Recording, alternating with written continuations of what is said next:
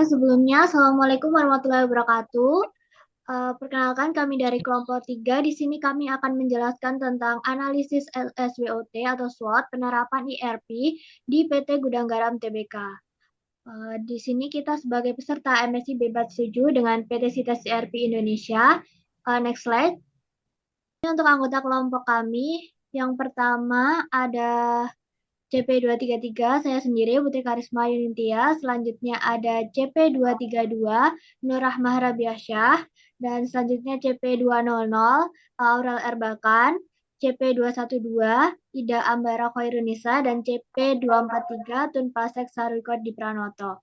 Untuk next slide. Slide ini akan dijelaskan oleh rekan saya. Oke, latar belakang dari PT Gudang ini yaitu PT Gudang Garam mengadopsi IRP untuk meningkatkan daya saing dan efisiensi operasional. IRP memungkinkan pengambilan keputusan berbasis data real time, tantangan penerapan, biaya tinggi, kesiapan infrastruktur, dan keterampilan SDM. Selanjutnya akan dijelaskan oleh rekan saya. Kemudian untuk rumusan masalah, yang satu apa kekuatan, kelemahan, peluang, dan analisa SWOT dalam penerapan IRP. Yang kedua, bagaimana IRP mempengaruhi kinerja operasional dan daya saing. Yang ketiga, faktor apa aja yang harus diperhatikan agar penerapan IRP optimal. Kemudian next.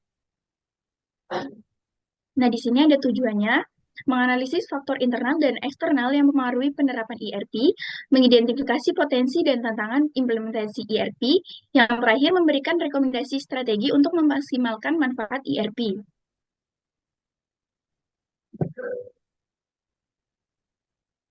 Selanjutnya, gambaran umum IRP pada PT Gudang Garam Tbk. PT Gudang Garam Tbk salah satu produsen rokok terkemuka di Indonesia. Dalam upaya untuk meningkatkan efisiensi serta efektivitas operasional, perusahaan ini menerapkan sistem Enterprise Resource Planning atau ERP dari Oracle sejak tahun 1990. Sistem ini membantu meningkatkan efisiensi, akurasi prediksi permintaan konsumen, serta keamanan data.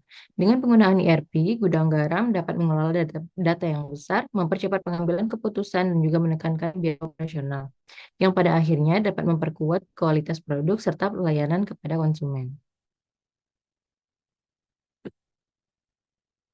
Selanjutnya adalah hasil kuesioner atau analisis faktor internal. Yang pertama untuk faktor kekuatan atau strength, di sini terdapat beberapa faktor yang mempengaruhi penerapan IRP di PT Gudang Garam Tbk, yaitu yang pertama ada terkait dengan integrasi data, yang kedua otomatisasi, yang ketiga real time monitoring, dan yang keempat ada pelaporan keuangan yang akurat. Dan selain ada kekuatan, ada juga untuk faktor kelemahan. Di sini terdapat untuk keterampilan karyawan, biaya yang tinggi, dan adaptasi yang lambat. Oke, next slide.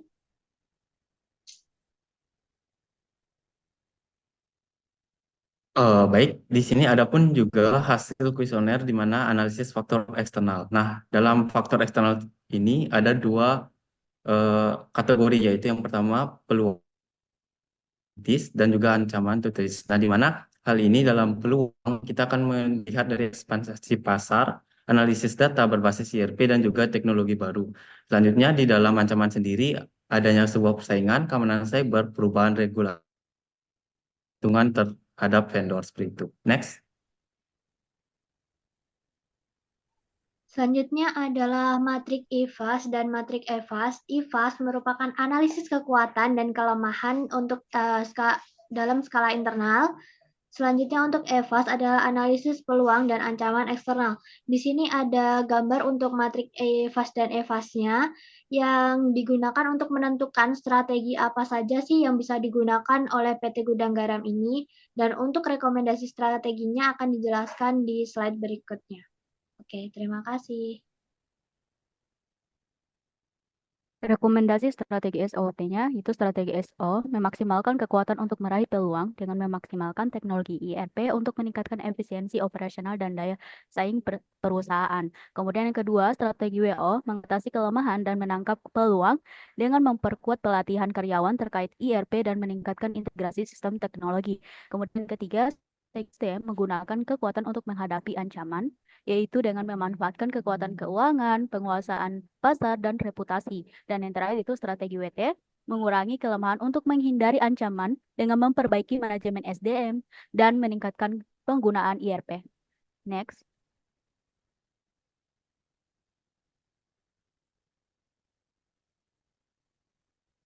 Kesimpulannya, penerapan ERP pada PT Gudang Garam ini memiliki potensi besar dalam meningkatkan efisiensi operasional dan daya saing perusahaan. Kelemahan seperti keterampilan karyawan dan biaya implementasi harus diatasi untuk memaksimalkan manfaat ERP. Kemudian yang terakhir ada saran. Yang pertama, pelatihan karyawan harus diprioritaskan agar adaptasi terhadap ERP berjalan lebih lancar. Yang kedua, perkuat infrastruktur teknologi informasi agar sistem ERP dapat berjalan optimal tanpa kendala. Dan yang terakhir kelola resistensi terhadap perubahan proses bisnis agar implementasi ERP berlangsung lancar. Terima kasih. Jadi itu tadi presentasi dari kelompok kami terkait analisis penerapan ERP pada PT Gudang Garam TBK, dan terima kasih atas perhatian yang diberikan. Wassalamualaikum warahmatullahi wabarakatuh.